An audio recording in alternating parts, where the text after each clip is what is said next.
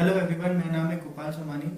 जैसा मैंने आप लोगों को पहले अपने वीडियोस में बताया था कि मैं अकाउंट्स के अलावा अदर सब्जेक्ट्स के जैसे एफएम के टॉपिक से पोस्ट करूंगा। तो इस वीडियो के साथ मैं एफएम के टॉपिक से स्टार्ट कर रहा हूँ। और जो पहला टॉपिक मैं सेलेक्ट किया है वो है फॉरेक्स। ठीक है, फॉरेक्स एक बड़ा टॉपिक है तो इसके बहुत सारे वीडियोस बनेंगे। तो मैं इसके छोटे छोटे वीडियोस बनाऊंगा जिसमें हर वीडियो में मैं अलग अलग कंसेप्ट आपको क्लियर कराऊंगा। तो आज की इस वीडियो में हम फॉरेक्स के बेसिक मतलब एक्सचेंज रेट क्या होती है, किस तरह से कोट होती है, उसका यूज कैसे करते हैं, वो हम डिस्कस करेंगे। ओके, तो हम स्टार्ट करते हैं आज के इस वीडियो के साथ। तो यहाँ हम सबसे पहले देखते हैं एक्सचेंज रेट।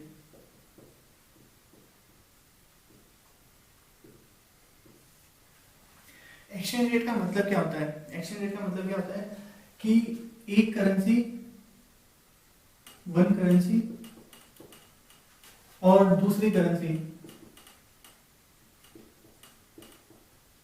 जिसको हम बोल सकते हैं, चलो वन करेंसी हम मान लेते हैं हमारी डोमेस्टिक करेंसी, जो हमारी इंडियन रुपी है, और अदर करेंसी मतलब कोई फॉरेन करेंसी, जिसको हम मान लेते हैं डॉलर। तो वो उनके बीच में क्या रेट चल रही है, मतलब एक डॉलर के बदले मुझे कितने रुपए मिलेंगे या एक रुपए के बदले मुझे कितना डॉलर मिलेगा, वो जो रेट होती है वो कहलाती है एक्सचेंज रेट। ठीक है, अब ये जो एक्सचेंज रेट होती है ये किस तरह से कोट होती है। अब कोट किस तरह से होती है वो देखते हैं। तो इसमें दो चीजें होती है, एक होता है डायरेक्ट कोट, एक होता है इनडायरेक्ट कोट।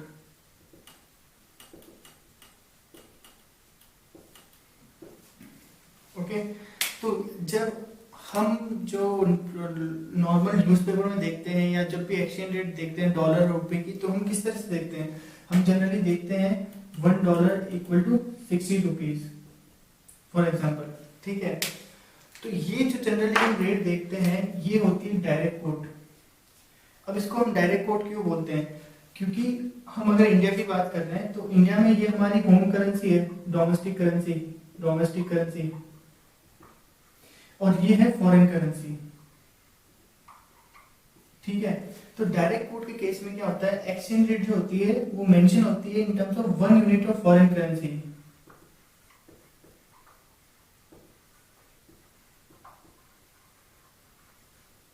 तो वो एक फॉरेन करेंसी के बदले में हमारा कितने रुपए आएंगे, तो $1 के बदले में कितने रुपए आएंगे। तो एक्सचेंज रेट जो मेंशन है वो in terms of foreign currency होती है कि एक यूनिट के बदले में कितने हमारे इंडियन रुपए आएंगे, डोमेस्टिक करेंसी आएगी।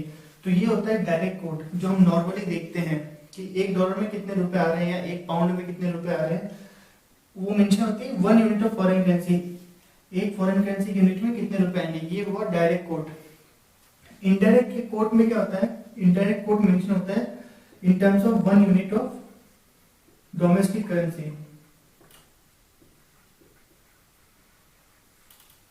कि एक रुपए में कितना डॉलर आएंगे, 1 रुपये में कितना डॉलर आएंगे, सपोज 0.016।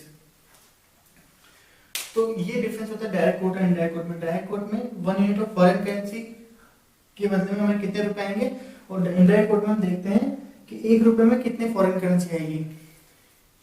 तो जो नॉर्मली हम अखबार या ऑनलाइन जो भी हम रेट देखते हैं वो हम इनडायरेक्ट कोड से देखते हैं कि 1 यूनिट ऑफ फॉरेन करेंसी में कितने इंडियन रुपए आ रहे हैं।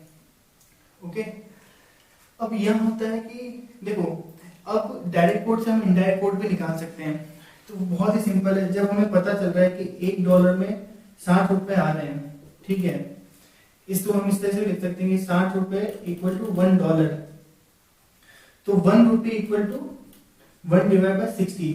सिंपल है, यहाँ पे देखा 60 रुपये इक्वल टू $1, तो 1 रुपये इक्वल टू 1 डिवाइड बाय $60। तो जब हम इसको कैलकुलेट करेंगे तो हमारा आ जाएगा 0.16। ओके, तो अगर हमें डायरेक्ट कोड दे रखे तो हम उससे इनडायरेक्ट कोड निकाल सकते हैं। ठीक है, तो यहाँ जो हम डायरेक्ट और इनडायरेक्ट बात कर रहे हैं वो हम इंडिया के पर्सपेक्टिव से कर रहे हैं, क्योंकि इंडिया के लिए ये फॉरेन करेंसी हो गई, ये होम करेंसी डोमेस्टिक करेंसी, तो ये हमारा डायरेक्ट कोड हो गया। बट अगर यूएस की बात करेंगे, यूएस के पर्सपेक्टिव से ये फिर उनकी इनडायरेक्ट कोड हो जाएगी।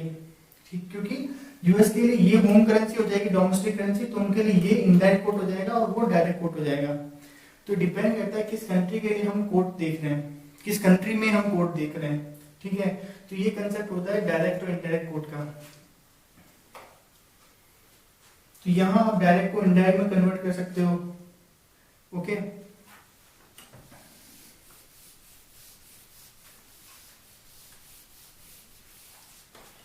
अब कई बार जो होता है, जो मैंने अभी आपको एग्जांपल बताया है, ठीक है, जैसे हमने लिखा था कि $1 इक्वल टू 60 रुपीज, ठीक है, ये कहलाता है वन वे कोट,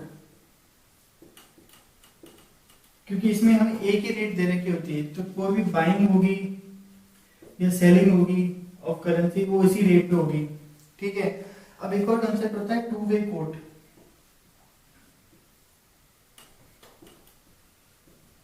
अब टू वे कोट क्या होता है, वो इस तरह से होता है,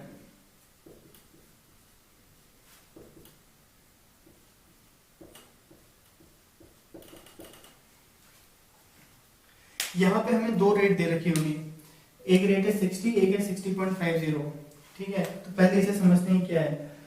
तो ये जो दो रेट है, ये जो वो रेट जो कम होती है वो कहलाती है बिड रेट, ठीक है, और दूसरी कहलाती है आस्क रेट। अब देखते हैं बिड रेट और आस्क रेट का मतलब क्या हुआ। बिड रेट वो रेट होती है जिसपे बैंक परचेज करती है,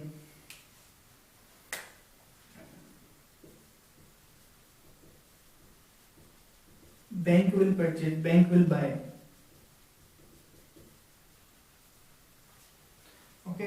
और आस्क रेट होती है वो रेट जिसपे बैंक विल सेल।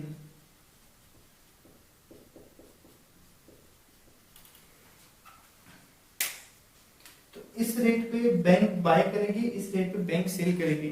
तो आप देखो ये जो रेट है, बिड रेट हमेशा कम होती है, आस्क रेट हमेशा ज्यादा होती है। ऐसा क्योंकि बैंक जो भी परचेज करेगी करेंसी वो हमेशा कम रेट पे परचेज करेगी और बेचेगी तो ज्यादा रेट पे बेचेगी। तो बिड रेट कम होती है, आस्क रेट ज्यादा होती है, ओके।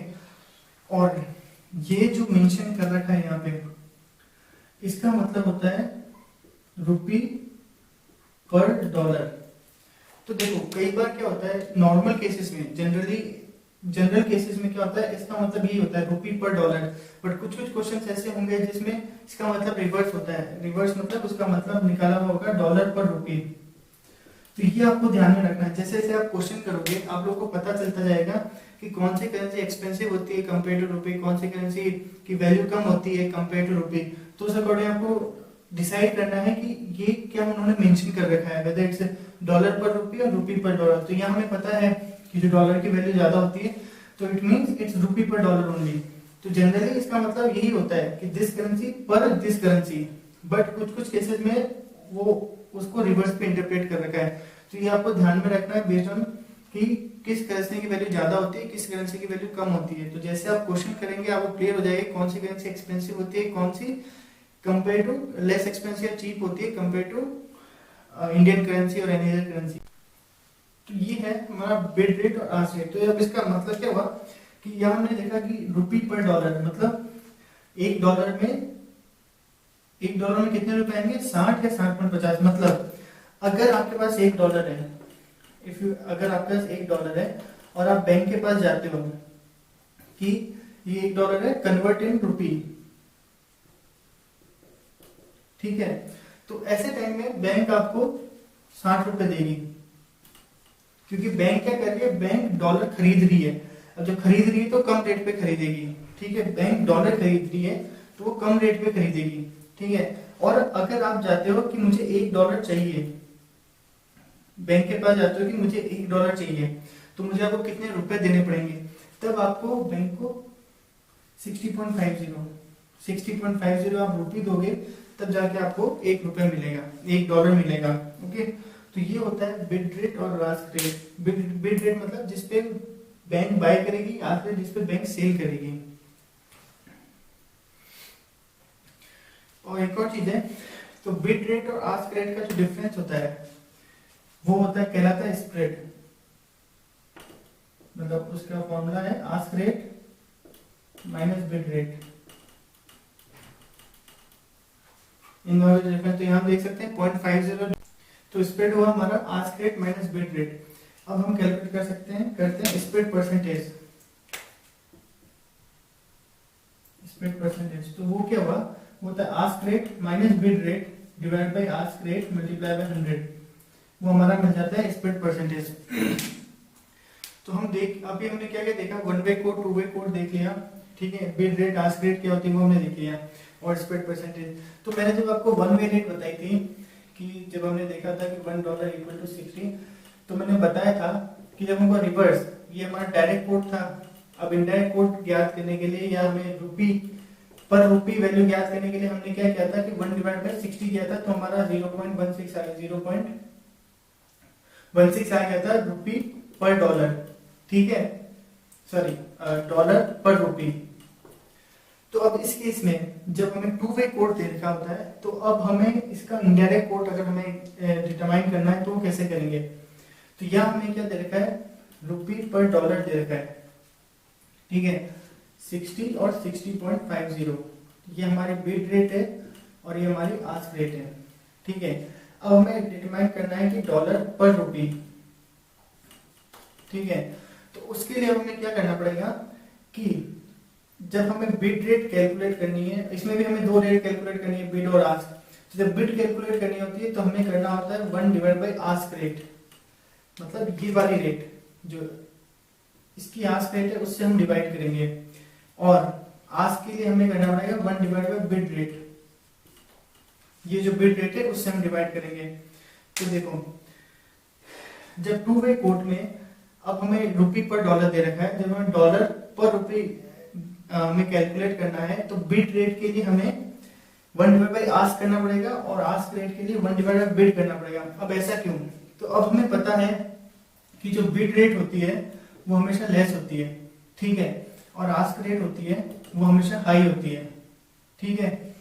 तो जब आप 1 डिवाइड बाय 60 करोगे और 1 डिवाइड बाय 60.50 करोगे, तो किसका रिजल्ट ज्यादा आएगा, ऑब्वियसली इसका रिजल्ट ज्यादा आएगा क्योंकि कम से डिवाइड हो रही है, और इसका रिजल्ट कम आएगा क्योंकि ये ज्यादा से डिवाइड हो रहा है। अब जब इसका रिजल्ट ज्यादा आएगा तो ये ऑब्वियसली हमारी आस्क रेट होगी, और जब इसका रिजल्ट कम आएगा तो ये ऑब्वियसली हमारी बिड रेट होगी, ठीक है।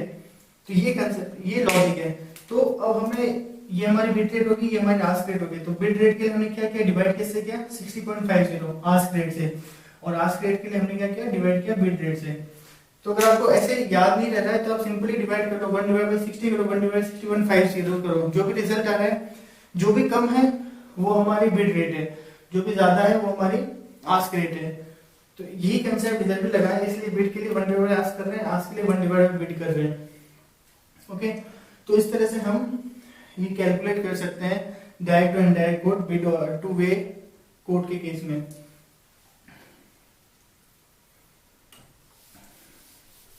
अब एक सिंपल सा एग्जांपल मैं आपको बता देता हूं, जिससे आपको और क्लियर हो जाएगा।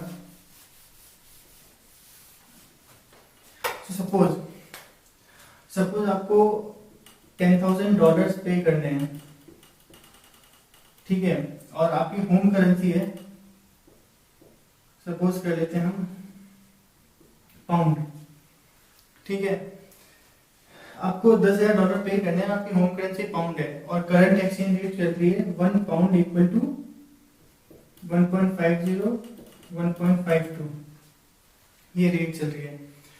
तो अब क्या प्रोसेस होगा, अब आपको $10,000 पे करने हैं, तो मतलब आपको सबसे पहले $10,000 चाहिए। तो अब आप क्या करोगे, आप कंपनी हो, आप बैंक के पास जाएंगे, ठीक है। हम बैंक को क्या देंगे, बैंक से क्या लेंगे, हम बैंक को देंगे यूरो, सॉरी पाउंड,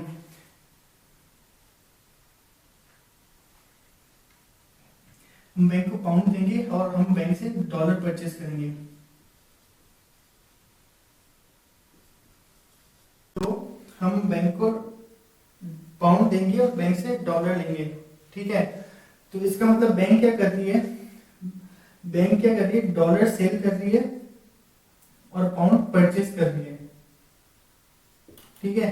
तो सबसे पहले हमें आइडेंटिफाई करना पड़ेगा कि बैंक कौन सी रेट पे ये हमसे पाउंड लेगी और हमें डॉलर देगी, ठीक है। तो देखो बैंक कर क्या रही है, बैंक क्या कर रही है, डॉलर सेल कर रही है, पाउंड परचेज कर रही है। तो यहाँ हमें एक्सचेंज रेट पाउंड में दे रखी है, तो बेटर है हम पाउंड का ही देखें कि पाउंड के लिए क्या चल रहा है। यहाँ हमें पाउंड में रेट दे रखी है, तो बैंक पाउंड के लिए क्या कर रही है, पाउंड के लिए परचेज कर रही है पाउंड को, ठीक है। अब बैंक जब परचेज करती है तो हमेशा कम रेट पे करती है, तो ये हमारी बिड रेट है, ये हमारी आस्क रेट है, ठीक है। तो पहले ये आप क्लियर करो, अगर आपको जो एक्सचेंज रेट दे रखी है, देखो उसी करेंसी में क्या डील हो रही है, तो यहाँ हमें पाउंड में एक्सचेंज रेट दे रखी है, ठीक है। तो पाउंड के लिए बैंक क्या कर रही है, पाउंड परचेज कर रही है, ठीक है। अब बैंक परचेज कर रही है तो बैंक हमेशा कम रेट पे परचेज करेगी, तो बैंक तो परचेज करेगी 1.5 पे। तो ये हमने हमारी रेट निकाली कि ये रेट हमें यूज करनी है, ठीक है। अब ये रेट हमने आइडेंटिफाई कर ली कि इस रेट पे बैंक परचेज करेगी, मतलब इस रेट पे हमें मिलेगा डॉलर। अब हमें कितने उसे पाउंड देने पड़ेंगे ताकि हमें 10,000 डॉलर मिल जाए। तो अब इस तरह से देखो, तो हमारे लिए रेलेवेंट रेट तो यही हुई, तो 1 पाउंड इक्वल टू 1.5 डॉलर, ठीक है। तो अब हमें देखना है कि 10,000 डॉलर के लिए हमें कितने पाउंड देने पड़ेंगे। तो अब इसको इस तरह से लिख लो, 1.5 डॉलर इक्वल टू 1 पाउंड, एक ही बात है। तो 1.5 डॉलर के लिए 1 पाउंड देना मतलब 1 पाउंड 1.5 डॉलर लेने के लिए हमें 1 पाउंड देना पड़ेगा। तो अब एक डॉलर लेने के लिए हमें कितना देना पड़ेगा, 1 डिवाइड बाई 1.5 पाउंड, ठीक है। तो इस तरह से हमें 10,000 डॉलर्स के लिए कितना देना पड़ेगा, तो multiply by 10,000, 1 divide by 1.5 pound. तो अगर ये क्लियर नहीं हुआ तो मैं एक बार वापस बता देता हूँ। देखो सीधी सी बात है, हमारे रेलेवेंट रेट है ये 1 पाउंड इक्वल टू 1.5 डॉलर। इसको इस तरह से भी लिख सकते हो, 1.5 डॉलर इक्वल टू 1 पाउंड, ठीक है। तो 1.5 डॉलर के लिए हमें 1 पाउंड देना है, तो 1 डॉलर के लिए हमें कितना देना पड़ेगा, 1 डिवाइड बाई 1.5 पाउंड, ओके। तो अब हमें 10,000 डॉलर के लिए हमें कितना देना पड़ेगा, 1 डिवाइड बाई 1.5 मल्टीप्लाई बाई 10,000, इतने पाउंड हमें देने पड़ेंगे। तो जो इसको डिवाइड करने के बाद आएगा उतना वो हमें पाउंड देने पड़ेंगे बैंक को, और उसके बदले में हमें 10,000 डॉलर्स मिलेंगे। तो सबसे पहले आपको ये देखना है कि हमें कौन सी रेट यूज करनी है।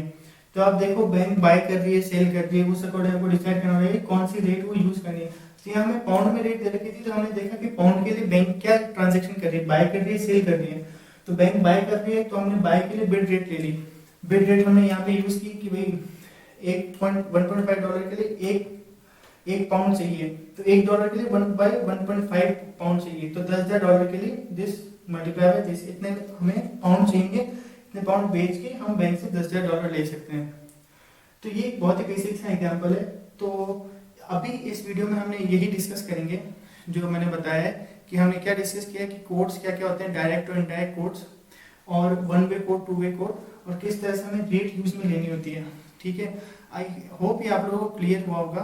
आप एक बार इसकी प्रैक्टिस करें, और मैं कोशिश करूंगा कि इसके बाकी के वीडियो भी जल्दी से जल्दी पोस्ट करूं। अगर आप लोगों को मेरे वीडियोस पसंद आए तो प्लीज़ लाइक एंड सब्सक्राइब करें। Thank you.